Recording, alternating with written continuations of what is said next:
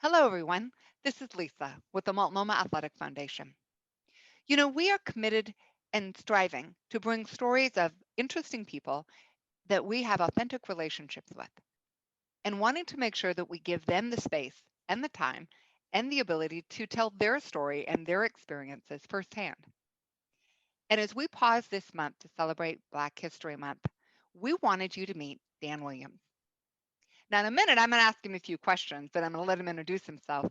But I want to start with just three interesting pieces that kind of glue his life and his journey and work to the foundation. He is a collegiate athlete, he's a West Point graduate, and he's also a long term volunteer in the community. So I'd like you to meet Dan Williams. So, Dan, tell us a little bit about yourself.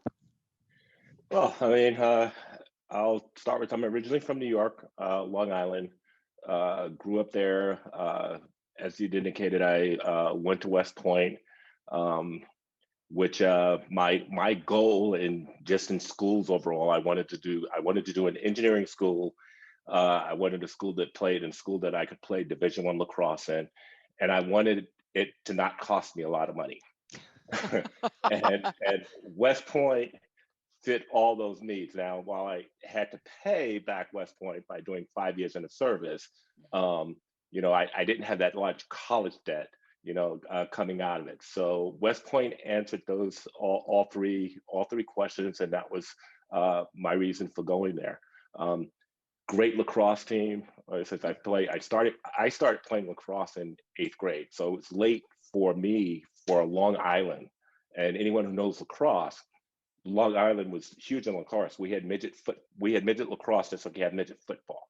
So for me not to start till eighth grade, and that was prompted by my football coach to get me to go out and play, and that was it. I fell in love with it. From I had been playing basketball, I had been playing baseball, and I'd been playing football. Well, I stopped playing everything except for football and lacrosse, and I also ran track.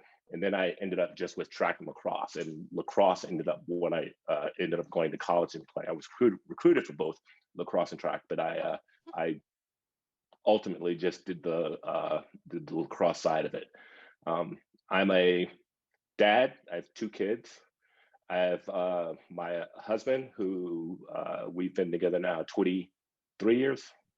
Um, our kids are our life, just like with everyone else. They've been together since they've been five. Our son is my biological son. Daughter is Richard's biological daughter. But we've grown them. They've turned into incredible people. Just like we all want our kids to do. Our son is um, a public defender in Arizona on a federal level, and our daughter just got her LPN and is now going an additional 2 years to get her RN. And we have a 6-year-old grandson, and they keep us busy. And that, when you say I'm a longtime volunteer, I've been a big brother. I was a big brother. I started the Big Brother program in when I was stationed in Tacoma, Washington. It was my first duty station. I am still in touch. I stay in contact with my little brother. He's grown up into a very nice young man, uh, uh, contributing to society. He has three kids of his own, two of which are boys who I've been involved with him throughout the time. So, with that, and also with promoting lacrosse in the communities I've done, various camps and groups, and focused on, been focused on that side, as well as just also trying to help. I've mentored quite a few kids, and also junior military officers and enlisted personnel, and making decisions on that side of their life. Where do they go from going to school, from making decisions in the military, how to progress their career. So I've tried to pay things forward the same way that things were done for me while I was growing up. Hmm. Well, it seems to be there's a really strong theme here about decision making. When even when you started lacrosse late, you dedicated yourself, but you knew when you went to college that there were three things that had to be on that checklist to make things happen, and that continues to be something you do. So, who and where and how did this strong just kind of decision making piece? Where did that come for you? How did that get developed and fostered in you? And a little bit of it I don't know. It just sort of kind of happened, and part of it was because I came from a lower middle class family, five brothers and sisters, and my parents had always said, "We'll do whatever we can for you. We want you to go to school, and we'll make it work. Don't worry about it." But I also knew that, with that I didn't want to have them have obligation to, they could give me the support, but I knew I still had to do things on my own to try and make things happen. So actually, starting in ninth grade, I started researching schools. I've always had a 1, 3, 5 year plan, and it started in ninth grade, and at the around my birthday time every year, everyone thought I didn't like birthdays because I get quiet during that week, and I've always used that as an evaluation period. And am I on track with my 1 year plan? Am I on track with my 3 year, 5 year? And everything else beyond that just kind of happens. But those are the three time groups that I target, and I've always targeted throughout my life to try and make sure, am I continually doing things to grow and make things happen in my life? And I kept a list of my achievements, and I recommend that to everyone because you forget about things. But Mhm. as long as that list is continuing to grow, I know I'm on track and doing things. I may not hit everything when I plan on doing it, but it stays on the list. But I also see the progression from where I've been to where I'm coming from, and where I am now and where I'm going. And I've done that with my kids. I get my kids to try and do the same thing. They don't. My son actually was worse than I was when it came to that, in terms of really took it on. My daughter kind of fell in between. So they both use it, but like I said, it was just something that kind of just fell in my lap and happened. And it's interesting that you use your birthday. I mean, so many people get wrapped up into New Year's resolutions at that time of the year, but for you to be very intentional about choosing it on your birthday and being reflective of that, um, that's interesting. Yeah, well, I guess part of it was everyone always does. You're right. They focus on the new year, Yeah, and y- I also knew at that time people tend not to stick with their new year.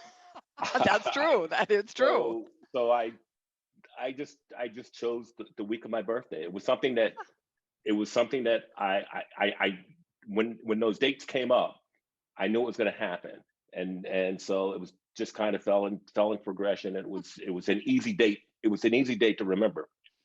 That's a Most good people thing. remember their birthday. Most people do. That indeed. That indeed.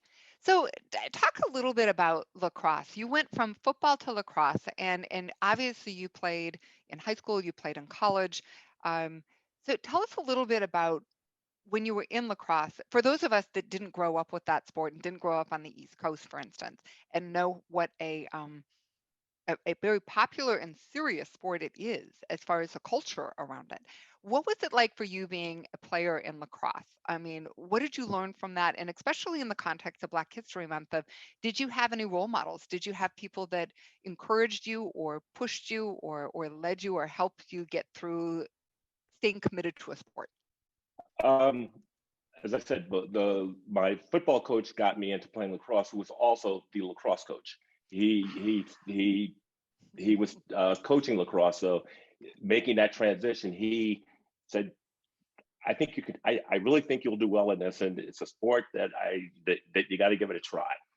And I to this day, he's still my biggest fan. I still stay in touch with him. As a matter of fact, um, I just spoke with him 3 days ago. Hmm. So Wow. we stay in contact. He's always been a big promoter of mine. He was upset that I didn't go to Cornell. That was Oh, where he just knew that's where I was going to go, and I got accepted. And then I said, "Well, I'm not going to go. I'm going to West Point." And so we had to work through that, part of it, because that was a disappointment. And he was really big on the coach there. He knew Richie Moran, and he just knew that was going to happen. But the thing for me though is that my high school was 96% black. mm, So the whole lacrosse team was black. There aren't a lot of black or African American players who play lacrosse. Everyone knows Jim Brown, football player, lacrosse player, right. been prompted as being, one of probably, if not the best lacrosse player ever. So that was the huge role model coming. Also, being in New York, coming from Long Island, he was a big Syracuse player. Um, but so you knew Jim Brown. But the thing that we didn't have was we didn't have a whole lot of role models from the standpoint of successful players who had actually gone to college and played Division 1, and that you could really look up to in terms of people who look like us, look like me at that time. So a lot of my role models for that were not necessarily people who look like me or with an African American community, but people who most of them came from actually Caucasian white males who were in the sport and just knew me as an individual and gave me that confidence. The teachers, some of the teachers that I've had, um, and other, like I said, and other coaches that I had been exposed to. So they helped me understand, first of all, about the sport of lacrosse, but also helped me to understand where it could get me too. And that love and passion for it, and being able to play well into it, it helps you. It helps you at school. You still got to have academics, but having the sports side of it is definitely helps. Now, when I went to college, while at West Point, I was the only African American on the team for the 4 years that I was there. So I went from playing within an Wow. all black team to predominantly, like I said, to all white, and then also within Division 1 lacrosse, I knew 4 other African American players, one of which was from my high school, who was who went to Cornell same year. Another gentleman by the name of Fred Opie, who played for Syracuse, who I became good friends with, and actually a Division 3 player, a guy named Tiny Crawford, who were at Hobart. So there weren't a lot of us running around, you know, uh, but there was lacrosse was a welcoming sport, community-wise, regardless of color. Obviously, there were some issues at times, and I mean to ignore those and say that things didn't happen would be a understatement. But for the most part, and also the players that I had on my team, if anyone said anything derogatory or negative or racial, I didn't have to do anything. They would Take they care would of it. jump in. They would take care of it. So for me, it was about the camaraderie, the tightness of the community. It was big, but yet still small, and everyone sort of knew each other. And for me, I love that connection, and that I think that's one of the reasons that why I gravitated toward the sport. Um, Now they are. You may mention, we were talking earlier. Oddly enough, in agreeing to do this, there was an article that was done this week within the lacrosse community, and it was focusing on the impact of or older Black players, African American players, impacted the sport of lacrosse. And oddly enough, an article was done on me on it, which I had no idea was being done. So my phone's been blowing up this week as a result of that article. So I've obviously I've had an impact Mm-hmm. on the sport of lacrosse without uh, uh, really trying it and or knowing it. I knew it was out there, and I knew your names and community, but it was just something nice to see, and also nice to acknowledge that for something that I was so passionate about, still love to this day, and to be recognized as someone who's impacted that area. And I still stay in touch with my community that I grew up in. The article is already out there with all of the kids that are there, that they can see. And Right. I think it's important for you to be able to see someone that looks like you, to be able to strive for, to say, okay, he came from the same conditions. If he can do it, I can do it. Right. And for me to be able to be that type of a person or that role model to those people, or have these things that are out there now that they can go out and take a look at, means the world. So that was a huge surprise to me this week, and put a huge smile on my face. Well, and I was able to see it as well, and we will share it with this article or with this interview too, so other folks can see it because it's always interesting for me to the journey of how people have arrived to where they have, especially as we take a look back at what influenced us, because that's important stuff. It's Yeah, important to take a look at what those communities can do, and when you talk about your teammates. When you talk about your coaches, there always seems to be, I know at the Athletic Foundation, we strive to really focus on it doesn't matter if the person is the best, it just matters that they can participate and do their best. And it's that community. It's a community that you're part of because they support you, they hold you up, whether it's exactly. in victory and defeat, and as you move forward in life. So let's talk a little bit about forward in life because when you talk about your kids and you talk about big brothers and big sisters and the things that you're doing, um, when you think a little bit about being a role model, and especially in today's environment, for the last 12 months that we've lived through with the social justice movement and with it being Black History Month, we wanted to pause and say, when we look at the body of work and the interesting people that we know, we're learning from each and every one of your experiences. But what have you learned from those experiences? If you look back and think about your life and your education and big brothers and big sisters and college and everything that you've kind of come through, and as a parent, what are the things that will really resonate with you about Black History Month right now? And I'll answer that because there's good and bad to it. And I'll start Give us both. and I'll start from the bad side. There was a I guess a reckoning for me and understanding and that everyone, and I think a lot of people feel this way, thought we were a lot further along than we actually appear to be now. Mm, Um, Growing up, all of within Black History Month and learning things, um, the big heroes in the Black community were your civil rights leaders. mhm, Those were all of the people that you knew in history and you could go back and honestly and take a look at.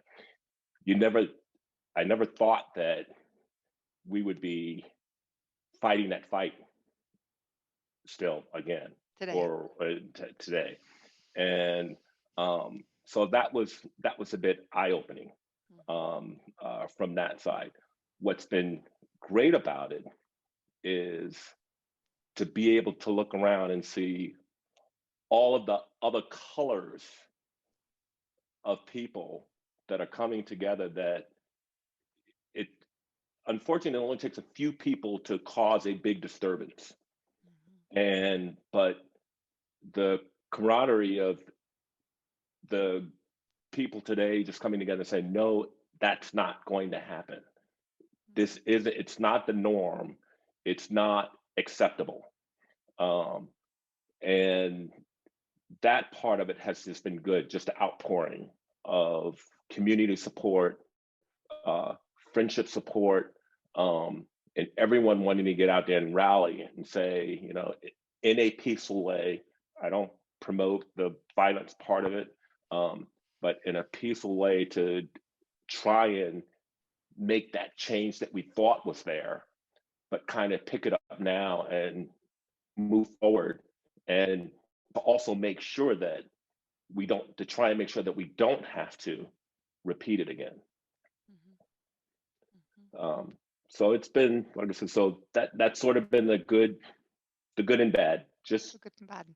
to get to see how the support. There's definitely a lot of support, and there's a rainbow of colors that are providing that support. Um, Yeah. Well, how do you, as a father and as a grandfather, how do you help your kids see what you've lived through and what they're going through in the world in general? So, what are some of the best parts about being a dad and a grandpa to be able to share those stories and have kids see the possibilities in the future? what I try and get my kids to do and the people that I mentor is that I tell the hard thing that they do is that they don't see yourself as a single item, meaning that okay, you're more than just a lacrosse player. You're Hmm. more than just this student. Um, what makes you you are a whole bunch of things. And with that, I try to get them to go out and find people who fit all those things. If you want to be a poet, find find a poet, that you can connect to. If you want to be a space person, you know, that's it's only a small part of you, but we have the ability these days to research and connect with uh, people in all industries and in all areas and things that you like.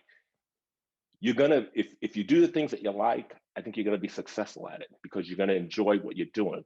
But don't pigeonhole yourself and just make just think that this small thing, this one part of you is what makes you you. It's all those parts, and you've got to be able to see. You need to be able to see all those different parts of you, and you want people to see all those different parts of you. So when you do your research and you go out looking, you're looking for people. You don't only have to have one person. You can have five. And I'll take myself for example in this, and I guess that's a good way to do it. You know, Henry O. Flipper was the first black graduate of West Point. So he's a hero of mine that I look up to. Benjamin O. Davis, he's the first black general in the U.S. Army. So I mean, those are connected. But what are the other things that mean? Okay, Jim Brown, he was a lacrosse player. That's another part of my life, another small part of me. So try to look for someone who fits that part of it. Um, I thought I was going to be a doctor. That was, growing up, that was my thing. My role model, or what moved me in that direction, was a Dr. Daniel Hale Williams. He was the open heart surgery, first black person to do open heart surgery. Mm-hmm. So I had a list of heroes, people that I could identify with, who fit each part of who I am, not just one part. And so I tell my kids to do the same thing, and look for those multiple things, the things that you like, and try and grow on that. When I'm mentoring someone, I try and find all the things that they like doing, and I try and guide them into uh, all those different areas, and build Great. yourself, build who you are. Yeah. Well, let me ask you one last question just to wrap things up, and I'm going to bring it back to some of the things that all those things about you, but some of the things that you learn from the experience as a football player and as a lacrosse player, because it's not that you're a lacrosse player, but I think one of the really interesting things is the things you learn about as you are an athlete that now translate into all the other things that you do. So if you were to choose one or two things that you deeply learned about being an athlete, and how does that affect your service and your relationships and your volunteering and all the other things that you do in your life? What are some of those really important life lessons that you learned from athletics? One is, it takes hard work. you know, it's just not going to happen. Um, you're going to have times where you've got to put in the extra. If you want to do well, you got to put in extra time, and that's whether that's in that sport, whether that's in that job that you're doing after you know that part of your life ends. Nothing comes. It doesn't come easy. There's hard work, but there's also reward. That part of it that comes out of it, that satisfaction. You know, I never thought anything could replace, the winning that you do after a huge game. The excitement that comes from that. And people get afraid to walk away from the sport because they think that part of it's going to go away. Well, it will if you let it. But I've learned to try and find those other things that still give me that motivation, that excitement. And the things that are doing it are the paying it forward. I love the age group that I like. I like junior high kids. I think I Really? I do. I think in all honesty, I think they listen. You can have a big impact on. They tend to listen more. They're a little more fidgety, but they're such a fun. I think they're a fun group because they're still trying to find themselves. They're still trying to build themselves, and they're looking for someone to give them a little bit of, a little bit of help. They won't ask for it necessarily in those words, but they do look for it. So the joy and excitement that I got out of lacrosse, um, I wanted to keep that, and so I'm finding ways to keep that same excitement in my life. So, and these are the things that are doing it for me. And I think I would say that for everyone, find those things that can, in being an athlete. Um, I have two bad knees now. I'm not as much good of a runner that I that I can do, and I'm not going back on a lacrosse field. So I got to find those other things, and these are the other things, and it's great. It makes, I love doing it with my kids, with my grandkids, and I also love sharing it with other people, as well as sharing the story. Well, and we love the fact that you shared your story with us. So, thank you for taking the time. And I hope that this is just the beginning of a conversation. I'd love to delve into a few more things that you were talking about and get you involved as a scholarship reader with the foundation as well, because the ability for you to translate what athletics means to you and how you've taken that in joyfully and successfully in other places of your life is inspiring. So thank you for joining us today, Dan. We really Well, appreciate you, and we'll look forward to the next conversation. great. Thank you for having me. And like I said, I love to participate. So thank you for reaching out. You're welcome. All right. Thanks, Dan. Okay.